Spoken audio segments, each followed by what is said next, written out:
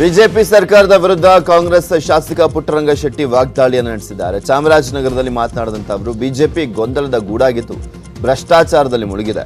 ವಿಜೇಂದ್ರ ಎರಡನೇ ಮುಖ್ಯಮಂತ್ರಿಯಂತೆ ವರ್ತಿಸ್ತಾ ಇದ್ದಾರೆ.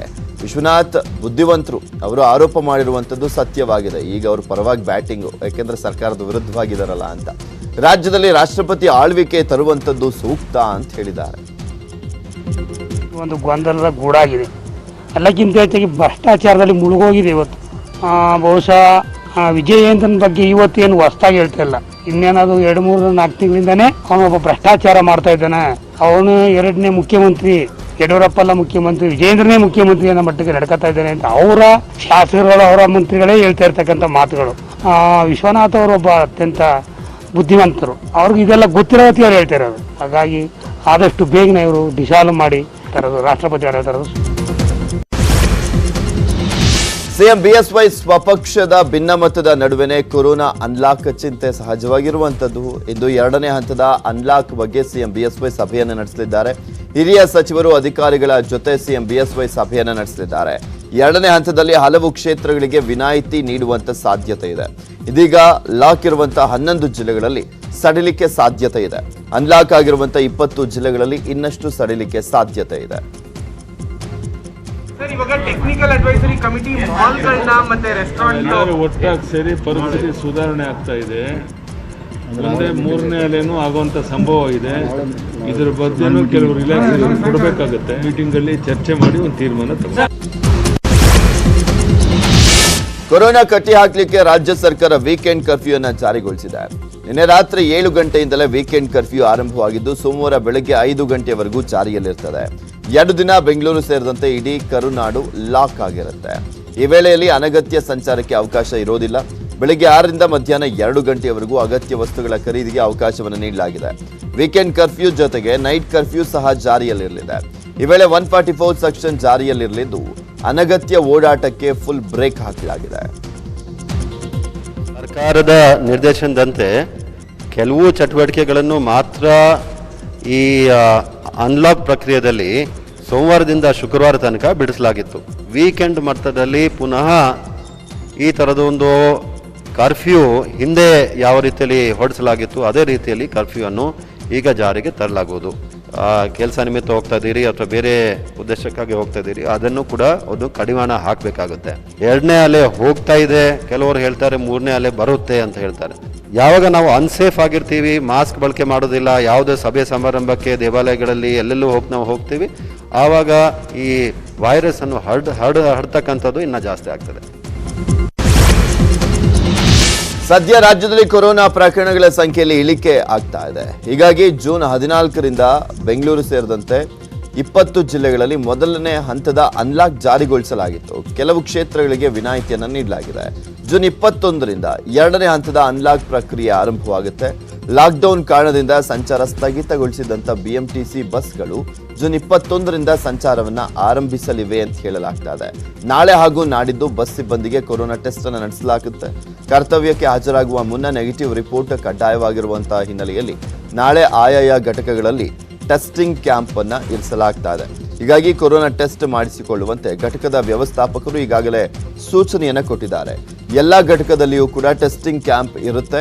ನಾಳೆ ಹಾಗೂ ನಾಡಿದ್ದು ಟೆಸ್ಟಿಂಗ್ ಕ್ಯಾಂಪ್ ಆಯೋಜನೆ ಮಾಡಲಾಗಿದೆ. ಅಧಿಕೃತವಾಗಿ ಎಸ್ಎಸ್ಎಲ್ಸಿ ಪರೀಕ್ಷೆ ಮಾದರಿ ಪ್ರಕಟಗೊಂಡಿದೆ. 2 ದಿನ ನಡೆಯುವಂತಹ ಪರೀಕ್ಷೆಯಲ್ಲಿ 6 ವಿಷಯಗಳ 2 ಪ್ರಶ್ನೆ ಪತ್ರಿಕೆ ರೆಡಿಯಾಗಿದೆ. ಬಹು ಆಯ್ಕೆ ಮಾದರಿಯಲ್ಲಿ ಪರೀಕ್ಷೆ ನಡೆಸಲಿಕ್ಕೆ ನಿರ್ಧಾರವನ್ನು ಮಾಡಲಾಗಿದ್ದು ಸರ್ಕಾರ ಅಧಿಕೃತ ಪ್ರಕಟಣೆಯನ್ನ ಹೊರಡಿಸಿದೆ. ತಲಾ 40 ಅಂಕಗಳ ಒಟ್ಟು 120 ಅಂಕಗಳ 2 ಪ್ರಶ್ನೆ ಪತ್ರಿಕೆ ರೆಡಿಯಾಗಲಿದ್ದು ಕನ್ನಡ, ಇಂಗ್ಲಿಷ್, ಹಿಂದಿಗೆ ತಲಾ 40 ಅಂಕದಂತೆ 1 ಪ್ರಶ್ನೆ ಪತ್ರಿಕೆ ಇರುತ್ತೆ. ಗಣಿತ, ವಿಜ್ಞಾನ, ಸಮಾಜ ವಿಜ್ಞಾನಕ್ಕೆ ತಲಾ 40 ಅಂಕದಂತೆ 2ನೇ ಪ್ರಶ್ನೆ ಪತ್ರಿಕೆ ಇರುತ್ತೆ. 1 ಪ್ರಶ್ನೆ ಪತ್ರಿಕೆಗೆ 3 ಗಂಟೆ ಪರೀಕ್ಷೆ ಸಮಯಾವಕಾಶವನ್ನು ನೀಡಲಾಗಿದೆ.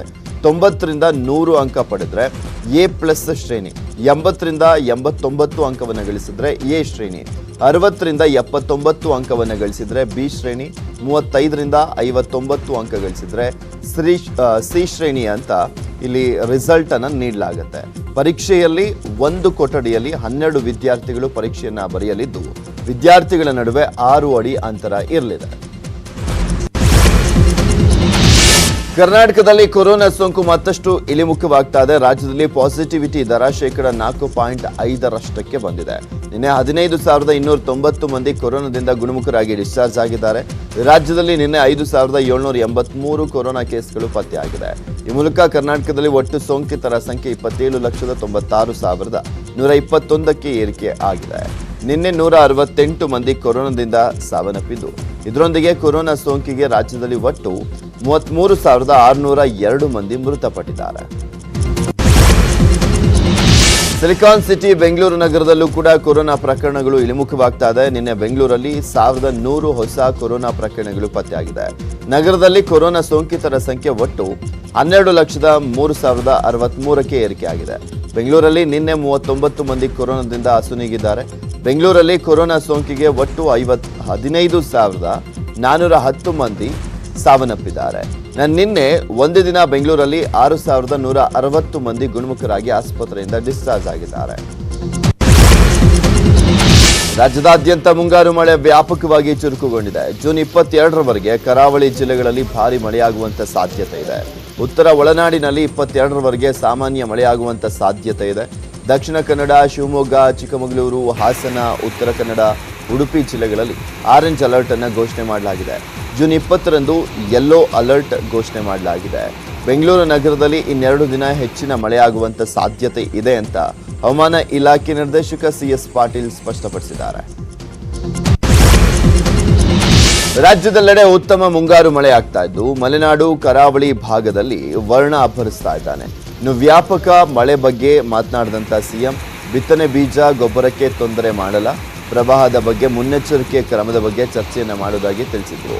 ನಾಳೆ ಮಹಾರಾಷ್ಟ್ರ ನೀರಾವರಿ ಸಚಿವರ ಜೊತೆ ಹಾಗೂ ಪ್ರವಾಹ ಪೀಡಿತ ಜಿಲ್ಲೆಗಳ ಡಿಸಿಗಳ ಜೊತೆ ಇಂದು ಸಭೆಯನ್ನು ಮಾಡುವುದಾಗಿ ತಿಳಿಸಿದರು. ಮುಂಗಾರು ಪ್ರಾರಂಭ ಆಗಿದೆ. ರಾಜ್ಯದಲ್ಲಿ ಉತ್ತಮ ಮಳೆಯಾಗಿದೆ. ರೈತರು ಬಿತ್ತನೆ ಕಾರ್ಯದಲ್ಲಿ ಅವ್ರನ್ನವ್ರು ತೊಡಗಿಸ್ಕೊಂಡಿದ್ದಾರೆ. ಬಿತ್ತನೆ ಬೀಜ, ರಸಗೊಬ್ಬರಕ್ಕೆ ಯಾವುದೇ ತೊಂದರೆ ಇಲ್ಲದಂತೆ ಕ್ರಮವನ್ನು ಕೈಗೊಳ್ಳಲಾಗಿದೆ. ಈ ಮಾನ್ಸೂನ್ ಮಳೆಯಿಂದ ಪ್ರವಾಹ ಉಂಟಾದಲ್ಲಿ ಯಾವ ರೀತಿ ಮುನ್ನೆಚ್ಚರಿಕೆ ತೆಗೆದುಕೊಳ್ಬೇಕು ಎಂಬ ಬಗ್ಗೆ ಚರ್ಚೆ ಮಾಡಿದ್ದೇವೆ. ಮಹಾರಾಷ್ಟ್ರದ ಸಚಿವರು, ನೀರಾವರಿ ಸಚಿವರು ರಾಜ್ಯಕ್ಕೆ ಭೇಟಿ ಬರ್ತಾ ಇದ್ದಾರೆ. ತದನಂತರ ಪ್ರವಾಹಕ್ಕೊಳಗಾಗಿರುವಂಥ ಆ ಥರ ಜಿಲ್ಲೆಗಳಿರ್ಬೋದು, ಆ ಜಿಲ್ಲಾಧಿಕಾರಿಗಳೊಂದಿಗೆ ವಿಡಿಯೋ ಕಾನ್ಫರೆನ್ಸ್ ಸಭೆ ನಡೆಸಿ ಪೂರ್ವ ತಯಾರಿ ಬಗ್ಗೆ ಪರಿಶೀಲನೆ ಮಾಡೋದಕ್ಕೆ ಹೇಳ್ತೇನೆ.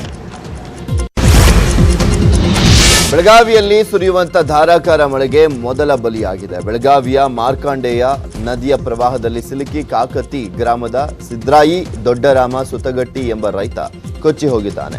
ಕೃಷಿ ಜಮೀನಿನಲ್ಲಿ ಕೆಲಸವನ್ನು ಮುಗಿಸಿಕೊಂಡು ಮನೆಗೆ ವಾಪಸ್ ಬರ್ತಿರುವಂತ ಸಂದರ್ಭದಲ್ಲಿ ನದಿಯ ಸೇತುವೆ ಬಳಿ ಕೈಕಾಲು ತೊಳೆದುಕೊಳ್ಳುವಂತ ಸಂದರ್ಭದಲ್ಲಿ ಕಾಲು ಜಾರಿ ಬಿದ್ದು ಪ್ರವಾಹದಲ್ಲಿ ಕೊಚ್ಚಿ ಹೋಗಿದ್ದಾರೆ. ಧಾರಾಕಾರ ಮಳೆ ಮತ್ತು ನದಿಯಲ್ಲಿ ಪ್ರವಾಹ ಹೆಚ್ಚಾಗಿದ್ದರಿಂದ ಕಾರ್ಯಾಚರಣೆ ಅರ್ಧದಲ್ಲಿಯೇ ಮೊಟಕುಗೊಳಿಸಲಾಯಿತು. ಈಗ ಅಧಿಕಾರಿಗಳು ಶೋಧ ಕಾರ್ಯವನ್ನು ಮುಂದುವರಿಸಿದ್ದಾರೆ.